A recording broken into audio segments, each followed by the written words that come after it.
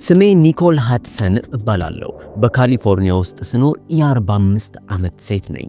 በቀድሞ ስራዬ በነርስነት ሙያ አገለግላለሁ። አሁን ግን የእግዚአብሔርን ወንጌል የምሰብክ ሰው ነኝ። ዛሬ የማካፍላችሁ ታሪክ ተራ ወሬ አይደለም። ይልቁንም ነፍሴ ከስጋዬ ተለይታ በሞት ጥላ ውስጥ ባለፈችበት ወቅት ጌታ ኢየሱስ ስለ ጾም ያለኝን ግንዛቤ ሙሉ በሙሉ የቀየረበትን አስደንጋጭና ድንቅ እውነት አካፍላችኋለሁ። ይህን ምስክርነት ከማካፈሌ በፊት ጌታ ኢየሱስ ይህንን በጥሩ አእምሮና ዕውቀት ባለው መልኩ እንዲያስረዳችሁ እጸልይላችኋለሁ። ወደ ታሪኬ እንግባ። ሁሉም ነገር የተፈጠረው መስከረም 12 ቀን 2023 ዓመተ ምህረት ላይ ነበር።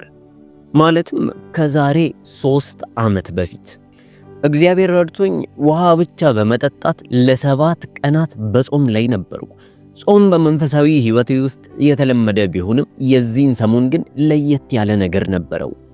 በቃ በምጾም ወቅት ልገልጸው የማልችለው ሰማያዊ የሆነ ክብደትና መንፈሳዊ ጫና ይሰማኝ ነበር። ታዲያ ቅድም ባነሳውላችሁ ቀን ማለትም በመስከረም 12 ላይ በ11 ሰዓት ተኩል ወደ ቤተ ክርስቲያን የጸሎት ፕሮግራም ለመምራት መኪናዬን እያሽከረከርኩ ነበር። የሚገርመው ነገር መኪናዬን ይዤ በወጣሁበት ቀን ላይ ባልተለመደ መልኩ በካሊፎርኒያ ውስጥ ለስለስ ያለ ዝናብ ይዘንብ ነበር። በውጭም የዝናቡ ጭምጭምታ በለስላሳው እየተሰማ በመኪናዬ ውስጥ መዝሙር እየሰማውና እየጸለይኩ የእግዚአብሔርን መገኘት ኃይል እናፍቅ ነበር። ታዲያ ወደ ቤተ ክርስቲያን ልደርስ ጥቂት ቅያሶች በቀሩኝ ሰዓት በድንገት በቅጽበት አንድ ያልጠበቅኩት ነገር ተፈጠረ። እኔ በሚሄድበት መንገድ የትራፊክ መብራት ይዞኝ ከዛ በኋላ አረንጓዴ ሲበራ ቀስ እያልኩኝ ወደፊት መሄድ በጀመርኩበት ሰዓት ድንገት አንድ አነስተኛ ፒካፕ መኪና እየበረረ መንጣት ጀመረ። በዚህ መኪና ውስጥ አንድ ሰካራም አሽከርካሪ መብራት ጥሶ እኔ ባለሁበት በኩል መኪናዬን በኃይል መታኝ። አደጋው እጅግ በጣም ዘግናኝ ነበር። የሚገርመው ነገር እጅግ በጣም ከፍተኛ የሚባል ጉዳት በአካሌ ላይ ደርሶ ነበር። የውስጥ ደም መፍሰስና የሰውነት ክፍሎቼ ሥራ በማቆማቸው ምክንያት ልቤ ለ17 ደቂቃ ከ23 ሰከንድ ቆሞ ነበር። ነገር ግን በዚያን 17 ደቂቃዎች ውስጥ ያየሁትና ያጋጠመኝ ነገር በህይወት ዘመኔ በ45 ዓመት ዕድሜ ካጋጠመኝ ከማንኛውም ምድራዊ ነገር በላይ እውነተኛና ሕያው ነበር። የሚገርመው በዚህ መኪና አደጋ ወዲያውኑ ነበር ራሴን የሳትኩት። በቅጽበት ውስጥ ከህይወት ወደ ሞት ተሻገርኩኝ። የሚገርመው በደቀቀችው መኪናዬ ውስጥ ተዘርግቼ ሰውነቴ እንኳን መልኬ አይታይም ነበር። በደም ተሸፍኛለሁ። መኪናዬም እንዳልነበረች ሆና ደቃለች። መስታወቶቹ በሙሉ ረግፈዋል። ይባስ ብሎ የመስታወቱ ፍንጣሪዎች በስጋዬ ውስጥ ገብተው ነበር።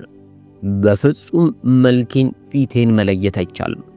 የሚገርመው ነገር ይህ የተዘረገውና በደም የተጨማለቀውን ሰውነቴን ከሰውነቴ ውስጥ ወጥቼ ከላይ ቁልቁል እመለከተው ነበር። ልክ እንደ ሁለተኛ ሰው ሆኜ ያ የወደቀውን ሰውነቴን ከላይ እመለከተዋለሁ።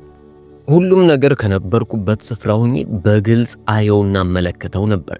የሕክምና ባለሙያዎች በስጋዬ ላይ የሚያደርጉትን ጥረትና የኔን ነፍስ ለመመለስ የሚያደርጉትን ጥረት በሙሉ አያለው። ፖሊሶቹን አርፎ ተርፎም የገጨኝን ወጣት በድንጋጤ ራሱን ይዞ መንገድ ዳር ሲያለቅስ በግልጽ አየሁት። በዚህ መሃል ነው በድንገት በዙሪያዬ የነበረው ምድራዊ ትርኢት መፍዘዝ ጀመረ። የምመለከተው በሙሉ ቀስ እያለ መደብዘዝ ጀመረ። አንዳች ጠንካራ የሆነ ብርሃን ወደ ራሱ ይስበኝ ነበር። ይህ ብርሃን ሕያው የሆነ ብርሃን ነበር። በቃ ስሜቱ ከምድራዊ ስሜቶች ሁሉ የተለየ ነው። ፍርሃት የለም፣ ህመም የለም። ይልቁንስ መላ ማንነቴን የሚወር አንዳች ምድራዊ ያልሆነ ሰላምና ፍቅር ወረረኝ። በዛ ብርሃን ውስጥ ሆኜ ከስጋዬ እንደተለየው አውቅ ነበር። ሆኖም ግን ከመቼውም ጊዜ በላይ በህይወት እንዳለውና እውነተኛ ማንነት እንደተሰጠኝ ተሰማኝ። ከዚህ በኋላ ይህ ብርሃን ወደ አንድ ስፍራ ወሰደኝ። ይህ ስፍራ እጅግ በጣም ያማረና የተዋበ ስፍራ ነበር። በቃ ውበቱ በምድራዊ ቋንቋ መገለጽ አይችልም። በምድር ላይ የሌሉ የተለያዩ ህብረ ቀለማት በዚህ ስፍራ ላይ አሉ። ከየት እንደሚመጣ የማይታወቅ አንድ ለጆሮ የሚጣፍጥ ሰማያዊ ዜማ ይሰማል። ደግሞም ከፀሐይ የሚበልጥ ብርሃን፣ ነገር ግን ለዓይን የሚማርክ በየቦታው ይታያል። ከዚህ ሁሉ ነገሮች ግን በተለየ መልኩ አንዳች ነገር ቀልቤን ሳበው። ከቆምኩበት የከፍታ ስፍራ ወደ ምድር ቁልቁል ስመለከት ከምድር ተነስተው ወደ ሰማይ የሚዘረጉ የወርቅ ክር የሚመስሉ የብርሃን መስመሮችን አየው። እነዚህ መስመሮች ዝም ብለው የተዘረጉ አልነበሩ። ይልቁንስ በጾምና በጸሎት ባሉ ሰዎች የሚፈጠሩ መንፈሳዊ አውራ መንገዶች ናቸው። በስጋዊና በመንፈሳዊ ዓለም መካከል ልክ እንደ ድልድይ ሆነው የሚያገናኙ የምድርን መንፈሳዊ ካርታ የሚመስሉ ደማቅ የብርሃን ሰንሰለቶች ይመስሉ ነበር። በዚሁ ቅጽበት ውስጥ አንዳች የሚማርክ ድምፅ በጆሮዬ ሰማው። ይህ ድምፅ የኢየሱስ ክርስቶስ ድምፅ ነበር። የሚገርመው እኮ ገና በዓይኔ ሳላየው እርሱ እንደሆነ ወዲያውኑ አወቁ።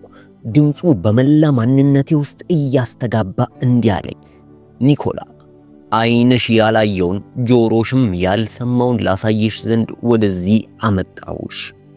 ወዲያውኑ ጌታ ኢየሱስ ከፊት ለፊቴ ተገለጠ። የሚገርመው ነገር ኢየሱስን ልክ ስመለከተው የሆነ የማቀውን ሰው ይመስለኝ ነበር። መልኩ እጅግ ታወቀኝ። ፊቱ በምድር ላይ ካሉ ማንኛውም ነገሮች የላቀና በክብር የተሞላ ነበር።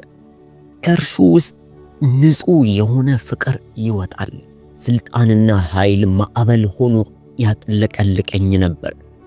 የዓይኖቹ ጥልቀትና በውስጣቸው ያለው ፍቅር በቃ ሙሉ በሙሉ እንደሚያውቀኝና ያለምንም ቅድመ ሁኔታ እጅግ አድርጎ እንደሚወደኝ ይመሰክሩ ነበር። በነዛ በውብ ድምጾቹም ኢየሱስ ወደኔ እየተመለከተ እንዲህ አለኝ፣ ተመልከቺ። ልክ እነዚህ ቃላት ከአፉ እንደወጡ በዚያን ጊዜ ስለ ጾም ጸሎት ያለኝ ግንዛቤ ለዘላለም የሚቀየሩ ተከታታይ ራእዮች ይታዩኝ ጀመረ። በመጀመሪያ ያሳየኝ ነገር ቢኖር ጾም በመንፈሳዊ ዓለም ላይ ያለውን ተጽዕኖ ነው። አንድ አማኝ በእውነትና በቅንነት ጾም ሲጀምር ምድርን እንደ ከባድ ብርድ ልብስ ሸፍኖት በነበረው በዚያ የጨለማ መንፈሳዊ ከባቢ ላይ ቀዳዳ ወይም መክፈቻ ሲፈጥር አየው። ታዲያ በእነዚህ ቀዳዳዎች ውስጥ የሰማይ ብርሃንና ኃይል ያለምንም ጋሬጣ ወደ ምድር በነፃነት ይፈስ ነበር። ከዚህም በኋላ ኢየሱስ ክርስቶስ እንዲህ ብሎ ነገረኝ፣ ልጆቼ በጾም አማካኝነት የሚያገኙትን ታላቅ ኃይል ገና አልተረዱም። በንጹህ ልብ እኔና መንግስቴን በመፈለግ ስትጾሙ ማሰብ ከምትችሉት በላይ ከሰማይ ጋር ትተባበራላችሁ ብሎ ተናገረ። ይህን ከተናገረ በኋላ በመቀጠል ከአደጋው በፊት እኔ የነበርኩበትን ጾም አሳየኝ። በእያንዳንዱ የጾም ቀን በሰማይና በምድር መካከል ያለው መስመር ይበልጥ ሲጠነክር፣ ሲያበራ፣ ሲጠራ ተመለከትኩ። ልክ አንድ ጡንቻ በየቀኑ በስፖርት እንደሚጠነክር ሁሉ የኔን መንፈሳዊ አቅም በየቀኑ ሲገነባ አየው። ታዲያ በጾም ወቅት የማደርጋቸው ጸሎቶች የተለየ ስልጣን እንዳላቸውና ለምሳሌ ያለ ጾም በምናደርጋቸው መደበኛ ጸሎት ወራትን ወይም ዓመታትን የሚፈጁ መንፈሳዊ እንቅፋቶችን በቅጽበት ሰብረው ሲያልፉ ተመለከትኩ። ቀጠልና ጌታ ኢየሱስ ክርስቶስ የዘመናት አዳራሽ ተብሎ ወደሚጠራ አንድ ስፍራ ወሰደኝ። በታሪክ ውስጥ በጾም የጸኑ ታላላቅ ቅዱሳኖች በዚህ ስፍራ ውስጥ ተሰባስበው አየው። የመጀመሪያ ያየሁት ሙሴን ነበር። ለ40 ቀናት ሲጾም አየሁት። ነገር ግን አሁን የማየው በመጽሐፍ ቅዱስ እንደተጻፈው ብቻ ሳይሆን መንፈሳዊ ሂደቱንም ጭምር ነበር። አያችሁ፣ ጾም በመንፈሳዊ ዓለም ውስጥ የእግዚአብሔር ክብር የሚገለጥበትን ክፍት የሆነ ስፍራን የሚፈጥር ትልቅ አቅም ያለው አምልኮ ነው። ታዲያ ለሙሴም ልክ እንደዚያው ነበር። ክፍት የሆነ ስፍራን ፈጥሮለታል። ሕጉንም ለመቀበል የቻለው በዚሁ የጾም ዝግጅቱ ነበር። ደግሞም ዳንኤልን ተመለከትኩ። እንዴት በጾምና በጸሎት ውስጥ የጨለማን ጊዜ መክፋት እንደተቻለ አየው። በጾሙ ወቅት ሀገራትንና ግዛቶች ላይ የነበሩ የጨለማ መንፈሳዊ ኃይሎችን ሲገፋና ሲያስወግድ ተመለከትኩኝ። ደግሞም የተለያዩ ብዙ በመንፈሳዊ ዓለም ውስጥ የሚታወቁ ምድር ላይ የነበሩ ሰዎችን ክርስቲያኖችን ተመለከትኩኝ። እነዚህ ሰዎች እንዴት በጾማቸው ብዙ ታሪኮችን መገልበጥ እንደቻሉ አየው። እነዚህ ሰዎች በታሪክ ማህደር ምንም የተጻፈላቸው ነገር የለም። ብዙ ሰዎች አያውቋቸውም። ነገር ግን በጾማቸው የዓለምን አካሄድና መንፈሳዊ ድባብ የቀየሩ ስፍር ቁጥር የሌላቸው ብዙ አማኞችን ተመለከትኩ። በዚህ ሰዓት ኢየሱስ ክርስቶስ እንዲህ ሲል ተናገረኝ። ኒኮላ፣ ይህንን የማሳይሽ ቤተክርስቲያኔ የጾምን ኃይል መረዳት እጅግ አስፈላጊ ወደሆነበት ዘመን ውስጥ እየገባች ስለሆነ ነው። ወደፊት የሚመጡ ውጊያዎችን በመደበኛ ጸሎት ብቻ ማሸነፍ በፍጹም አይቻልም። ጾም ወደ ትክክለኛው ስፍራ መመለስ አለበት። ልጆቼ በአግባቡ ሊጾሙ ይገባል። በመጨረሻም ልቤን በጥልቅ የነካ አንድ ነገር አሳየኝ። የአማኞች ስብስብ በአንድነት ሲጾሙ ልክ እንደ መንፈሳዊ የኃይል ማዕበል ሲፈጠር አየው። በአንድነት በሚጸልዩበት ሰዓት ኃይለኛ የሆነ ማዕበልን በአንድነት ሲፈጥሩ አየው። ይህ በጋራ የሚያደርጉትና በአንድነት የሚጸልዩት ጾምና ጸሎት በከተሞች በሀገራት ላይ ያለውን መንፈሳዊ ድባብ የሚቀይር ኃይል ነበረው። ወደፊትም ለሚመጡ ከባባድ ፈተናዎች እንዲህ አይነቱ የጋራና የአንድነት የጾም ጸሎት ጊዜ ለድል ትልቅ ሚናን እንደሚጫወት ተረዳው። ከዚህ በኋላ ጌታ ኢየሱስ ክርስቶስ እንዲህ ሲል አስጠነቀቀኝ። ልጄ ሆይ፣ ሁሉም ጾም በመንፈሳዊ ዓለም እኩል ክብደት የለውም።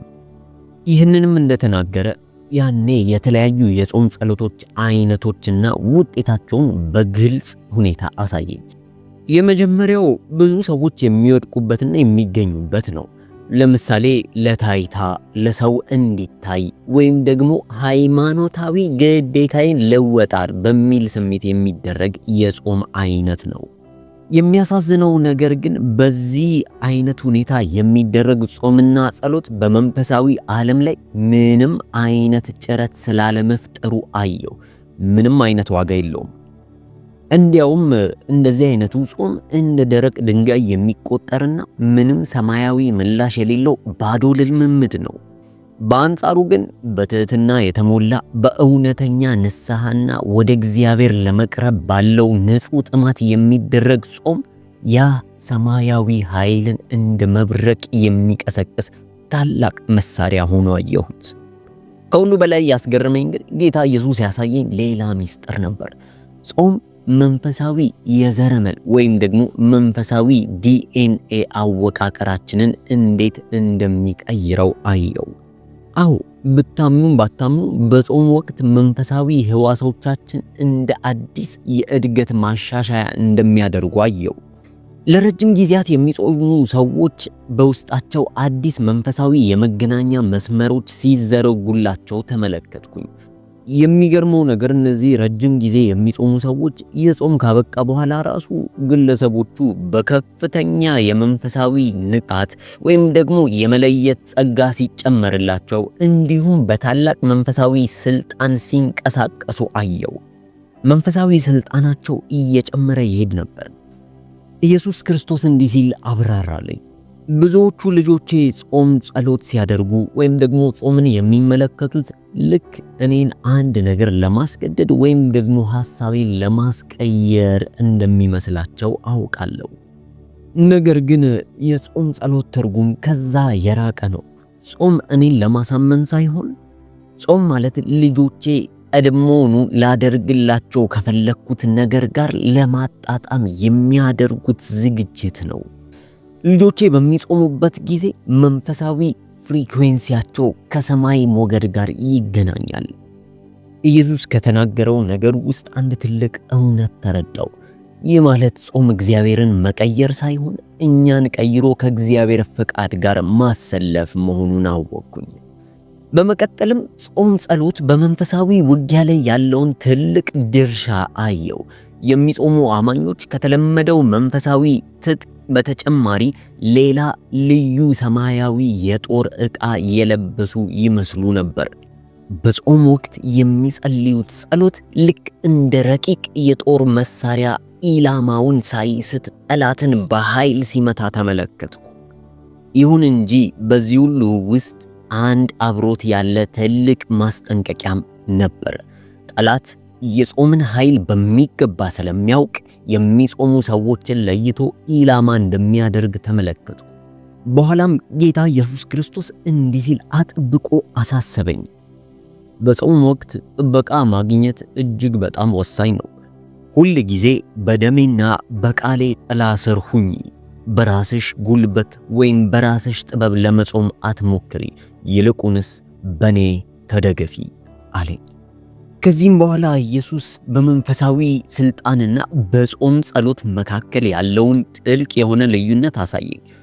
አንድ አማኝ በእውነተኛ ልብ በጾመ ቁጥር በጸሎትና በመንፈሳዊ ውጊያ ላይ ያለው ስልጣን እየጨመረ ሲሄድ ተመለከትኩ። ይህ በመንፈሳዊ ዓለም ላይ ልክ እንደ ማዕረግ እድገት ነበር። የሚገርመው ነገር የሚጾሙ ሰዎች የሚናገሩት ቃል እንኳን ሳይቀር በመንፈሳዊ ዓለም ውስጥ ትልቅ ክብደት ነበረው። ጸሎታቸውም የጸና ኃይልን ያገኝ ነበር። በኋላም ኢየሱስ ክርስቶስ እንዲህ ብሎ ነገረኝ፣ አስታውሺ፣ ይህ ስልጣን በሥራ የሚገኝ ሳይሆን የሚሰጥ ነው። በምትጾሚና በምትጸልይ ጊዜ አንቺን ያንን ታላቅ ስልጣን ለመሸከም የሚያስችል ብቃት ላይ ያስቀምጥሻል እንጂ ስልጣኑ የሚመጣው ከራሴ ነው። በመቀጠልም ጾም በመንፈሳዊ ዓለም ውስጥ ልክ እንደ ጎተራ ወይም የውሃ ማጠራቀሚያ ሆኖ ሲያገለግል አየው። እነዚህ ስፍራዎች ለወደፊት አስቸጋሪ ጊዜያት የሚሆኑ መንፈሳዊ ስንቅ ሲጠራቀምባቸው አየው። የሚገርመው ነገር አዘውትረው የመጾም ልምድ ያላቸው ሰዎች በፈተናና በመከራ ጊዜ የሚደግፋቸው ትልቅ መንፈሳዊ ክምችት በሰማይ እንዳላቸው ተገነዘብኩ። አንድ እውነት ልንገራችሁ፣ ስትጾሙና ስትጸልዩ ዛሬ ልትራቡ ትችላላችሁ። ነገር ግን ነገ ላይ ትልቅ የሆነ መንፈሳዊ እሪት እያከማቻችሁ ነው። በዚህ ሁሉ ውስጥ በሌላ መልኩ ያየሁት እጅግ በጣም ውብ ነገሮች አንዱ ጾም በአምልኳችን ውስጥ የሚያመጣውን ለውጥ ነው። በጾም ወቅት የምናቀርበው አምልኮ በሰማይ ቤት ውስጥ ልዩ መዓዛ እንዳለው ተመለከትኩ። የጾም መስዋዕትነት ከጸሎታችንና ከምስጋናችን ጋር ሲቀላቀል እግዚአብሔርን እጅግ በጣም ደስ እንደሚያሰኘው ልዩ ቅመም ሆኖ እንደሚቀርብ ተመለከትኩ። ከዚህ በኋላ ኢየሱስ እንዲህ ሲል ተናገረ፣ ልጆቼ እየጾሙ ሲያመልኩኝ ከሰማይ አምልኮር ጋር የሚስማማ ልዩ ቅኝት ይፈጥራሉ። የምስጋና መስዋዕት ከጾም መስዋዕት ጋር ሲጣመሩ እጅግ በጣም ታላቅ የሆነ ኃይል አለው። ከዚህ በኋላ በዚያ ሰማያዊ ቆይታዊ ወቅት ከሁሉ በላይ የሚያስደነግጥና ቆም ብሎ ማሰብን የሚጠይቅ አንድ ራእይ ተመለከትኩ። ወደፊት የሚመጡ ፈተናዎችና መከራዎች እጅግ ከባድ ከመሆናቸው የተነሳ የእግዚአብሔር ሕዝብ በጾምና በጸሎት ብቻ የሚገኝ ልዩ መንፈሳዊ ስልጣን እንዲኖራቸው የግድ እንደሆነ ተረዳው። ኢየሱስ ክርስቶስ እንዲህ ሲል ነገረኝ፣ ወደፊት የሚመጣው ዘመን ሕዝቤ በመንፈስ ዝግጁ እንዲሆኑ ይፈለጋል። ለሚመጡት ውጊያዎች ጾም ምርጫ ሳይሆን ግዴታ ነው። እርሱ በትክክል ሊታወቅና በጥበብ ሊሰራበት የሚገባ የመንፈሳዊ ውጊያ መሳሪያ ነው ብሎ ተናገረ። በመቀጠልም ጾም እንዴት በመንፈሳዊው ዓለም ውስጥ ያሉ ጥቋቁር ሰንሰለቶችን ከሰው ልጆች ላይ እንደሚበጣጥሱ ተመለከትኩኝ። እነዚህ ጥቋቁርና ትላልቅ የሆኑ ሰንሰለቶች የእስራት አይነቶችን ይገልጻሉ። እንደ ሱስ፣ የትውልድ እርግማንን፣ የመንፈስ ጭቆናን የሚወክሉና የሚገልጹ ናቸው። ታዲያ አንድ ሰው በእምነትና በንጹህ ልብ ሲጾምና ሲጸልይ እነዚህ ሰንሰለቶች እየላሉና እየተሰባበሩ ሲወድቅ አየው። ጾም ለካ የነጻነት መዶሻ ነው። ከዚህ በኋላ ኢየሱስ እንዲህ ሲል ተናገረ፣ ኒኮል ልጆቼ በንጹህ ልብ ሲጾሙ ልቤ ይንቀሳቀሳል። ይህ ፍቅሬን ለማግኘት የሚያደርጉት ጥረት አይደለም። ፍቅሬንማ ቀድሞውኑ ሙሉ በሙሉ አግኝታችኋል። ነገር ግን ከኔ ዓላማ በቀር በጥልቅ ለመተባበር የምታደርጉት ምርጫ ነው። በመቀጠልም ኢየሱስ ክርስቶስ ጾም እንዴት መንፈሳዊ ድልድዮችን እንደሚፈጥር አሳየ። አንዳንድ ጊዜ የምንጾማቸው ጾሞች ጾም ካለቀ ከረጅም ጊዜ በኋላ እንኳን እግዚአብሔር የሚጠቀምባቸው መንፈሳዊ ግንኙነቶችን ይፈጥራሉ። ከዚህም በኋላ አንድ እውነት ተረዳው። በንጹህ ልብ በምንጾምበት ጊዜ እግዚአብሔር እኛ ካሰብነው በላይ መንፈሳዊ ተጽዕኖን ያባዘዋል። አንድ አማኝ እውነተኛ የሆነ በንጹህና በቀና ልብ በሚጾምበት ወቅት መላውን ማህበረሰብ እንዴት እንደሚነካና በመንፈሳዊ ዓለምም ለትውልድ የሚተርፍ የለውጥ ማዕበል እንዴት እንደሚፈጥር ተመለከትኩ። በኋላም ጌታ ኢየሱስ እንደዚህ አለኝ፣ የጾም መንፈሳዊ ተጽዕኖ በስጋዊ ዓለም ከምታዩት በላይ በጣም ሰፊ ነው። አንዳንዴ የጾማችሁ ታላቅ ፍሬ የሚታየው በዘላለም ቤት ነው። አያችሁ፣ አንዳንድ ጊዜ እግዚአብሔር እንድንጾም የሚጠራን ለአሁኑ ድል ብቻ ሳይሆን ወደፊት ለሚመጣው ነገር ሊያዘጋጀን እንደሆነ ልታውቁ ይገባል። ሰዎች የሚያስፈልጋቸውን ጉልበት ገና አስቀድመው በጾም ማከማቸት ይችላሉ። ጾም አሁን ላይ ያለውን ብቻ ሳይሆን ወደፊት ለሚመጣው ክፉ ቀን ወይም ደግሞ ወደፊት ለሚኖሩ ጊዜያት የምንዘጋጅበት መሳሪያ ነው። አዘውትረው የሚጸልዩ ሰዎችና የሚጾሙ ሰዎች የመንፈስ ቅዱስ መሪነትን በደንብ ያውቁታል። የመለየት ጸጋቸው እጅግ በጣም ከፍተኛ ነው።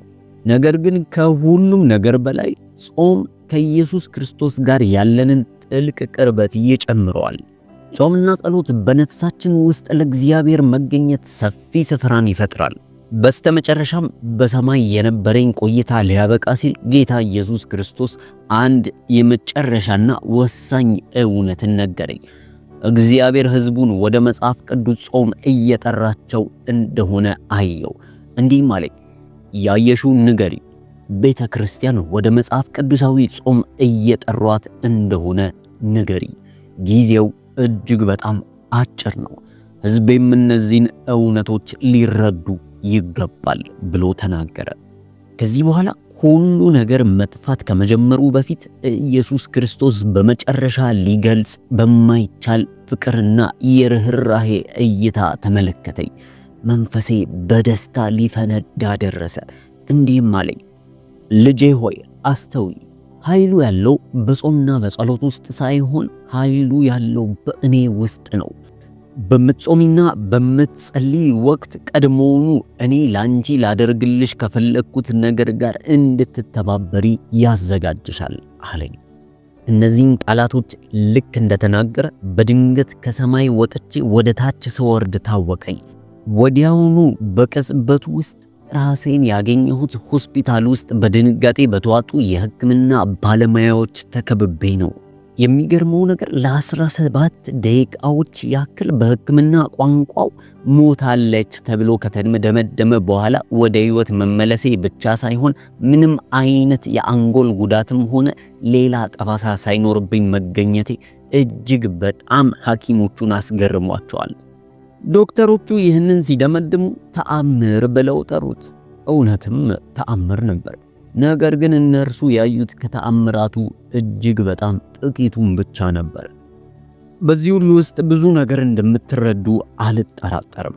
እባካችሁ ወደ መጽሐፍ ቅዱሳዊ ወደ ሆነው ጾምና ጸሎት እንመለስ። ሃይማኖት ስላስገደደን ወይም ደግሞ ሌሎች እየጾሙ ስለሆነ የምንጾም ሰዎች አንሁን።